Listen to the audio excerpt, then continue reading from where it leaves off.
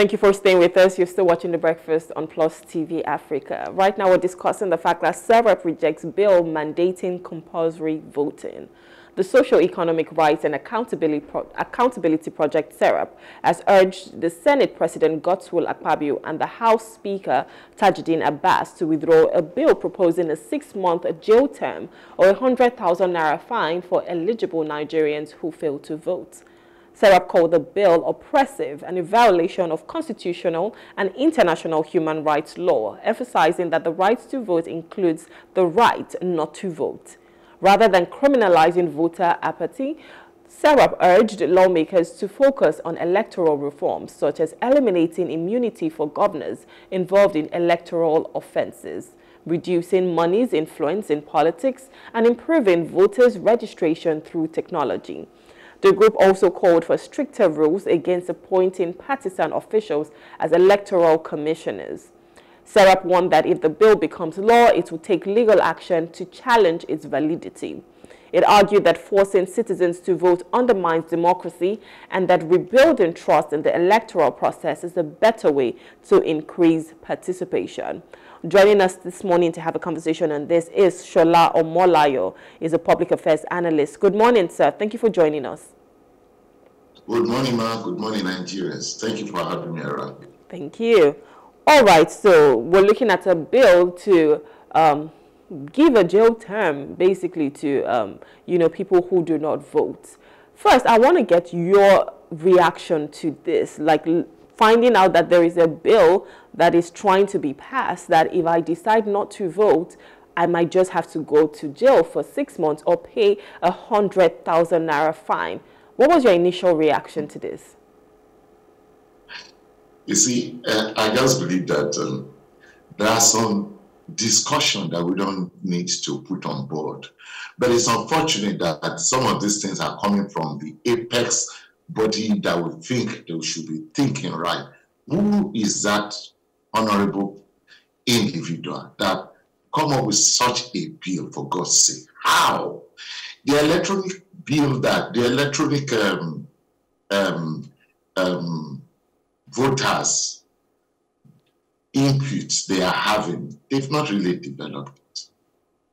What do you say about the officials of INEC who have not perfected all rules of elections? I think we are just playing card here. These people just wake up one morning and just feel that they should say something or find a way of unleashing terror on somebody who has done them wrong, and they have a way of hacking that person by putting up a system that is even not workable. Why will somebody wake up one morning and think that he's going to put up a bill like this? Anyway, I won't be surprised if such a bill is passed in the House. Where is that done? Where? Even those who committed electoral error, have you done anything about them? You have cases in court where even INEC are even confused of who to stand with. Is it this the accuser or the person who committed carry out whatever? You arrest people on the days of election with bags of money. What is the outcome of those results? I mean, this discussion, it's like when it comes to the people, things that we hit the human nature of Nigerians, they are so fast at it. We have a bill that is being put up there. Is it a bill or a motion that is being put up about how to bring the executive to order, which is immunity law? You are not speedy about that, and the House is not jumping to it to say they are going to pass it immediately. But if it is bringing back the old national anthem or the new national anthem, which is now become the new national anthem that have become an old national anthem, setting the state on a confused note, you easily pass this law. Who does that? Where is that done? The betrayal of 18 million votes. What happened to it? The person who announced that election of 18 million is sitting somewhere in this country and even proud to be claiming a right that is not his. Abba, what kind of a talk we have? So, having seen this first. My first reaction was, have we been able to put our house in order, you know, for us to even say this? For instance, I have a personal story. The last election, I could not vote because my voter's card was registered in Warri, Delta State, where I'm from, and I tried to move it to Lagos. I went about 3 or 4 times. They kept telling me to escalate. So basically, I couldn't have my voter's card. I was frustrated. Even on the night, the eve of the election, I was still there. I was there till like 8 p.m. just hoping that I'll get my voter's card, and I couldn't get that. So with INEC, have they been able to put their house in order, ensure that, you know, people can even vote in the first place before now saying we're going to criminalize you or we're going to penalize you for not being able to vote? How do you think the government, if at all, because I don't think this is right, but if at all they need to do this, don't you think they have a lot more work to do, especially when it comes with conducting elections, before trying to penalize people for voter apathy? Have we been able, I sympathize with your position there. Yeah. Have we been able, like we have said? That is why I'm asking this question, that the INEC officials, have they really perfected their system? BVAR, VR, FI, whatever. Have they been able to do anything about it? That's why I'm talking about the electronic voting. Have we done anything about all of that? Why are we like this? What is so wrong that we cannot put our house in order? Like you have said, it's obvious today, if there's going to be an election, again by tomorrow, by 2027, and some other election that might come up in 2026, a lot of people are frustrated because they are not seeing sanity. The sincerity of coming out to vote is deluding their thinking almost every time. See, what is wrong with that card, for God's sake? That card. What is wrong with it that you cannot perfect it before you begin to thinking of another rules of engagement? I ask myself, this voter's card, what makes it so sophisticated than your ATM card? That they cannot set that thing on for me to have a right to vote anywhere, anytime, and my vote will be counted. In any of this bank, all you just need to know is to take your ATM card, good enough, and slot it in that machine. Good enough, the machine takes sense of the card you are bringing in already. You will not ask. If you are going to use an ATM of Bank C, and you are coming with an ATM of Bank D, the ATM is not going to ask you. The signal, the system, format it immediately. It just brings you up with what do you want. Bring in your PIN. As you set the PIN on, the machine already had the detail of the owner of this card. All you just need to do is to begin to make a request. Do you want to transfer? Do you want to cash? And every other language follows. What makes it different? That our ATM machine could not even be upgraded beyond the ATM. I mean, our voter's card could not be upgraded beyond the ATM machine card to allow me on a voter's day to go and contest an election. I mean, to go and cast my vote.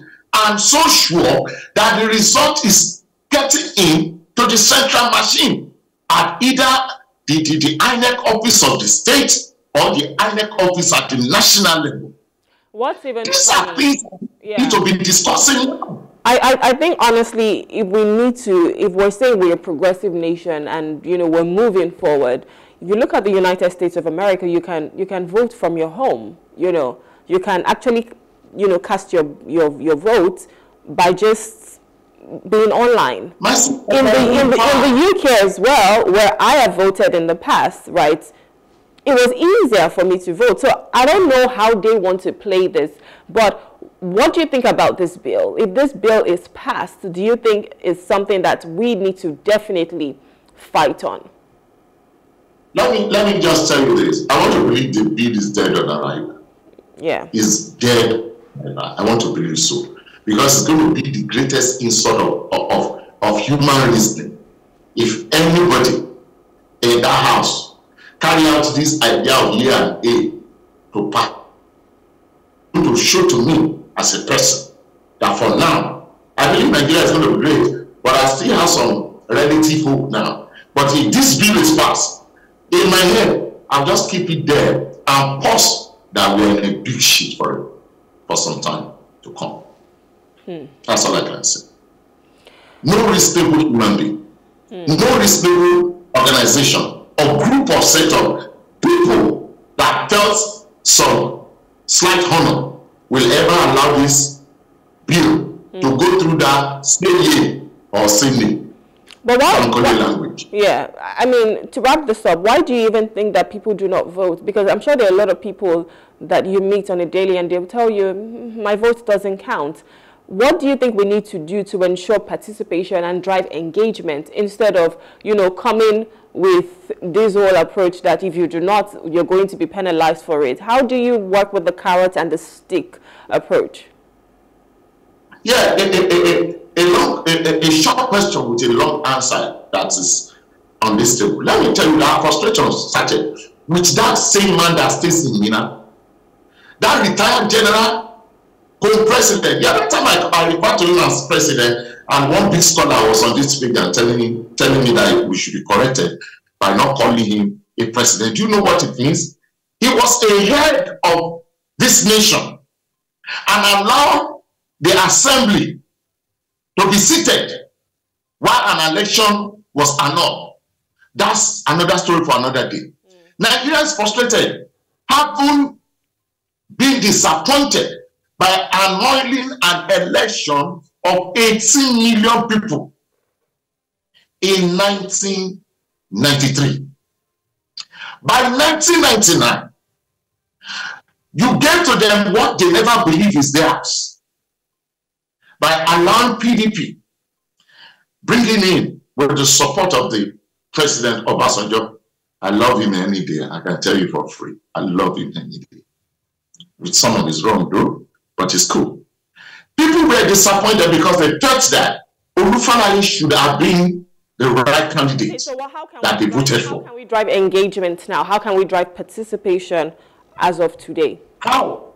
It takes the leader who is seated now in that seat of power, the body language, and some of the things they are going to be saying. Not this idea, go to court. We should censor these things we say to allow Nigerians to believe in you. Because this country is one of the best countries of the world where people obey law and order. You can censor that by the way we obey traffic law in Lagos State. Just tell them the truth.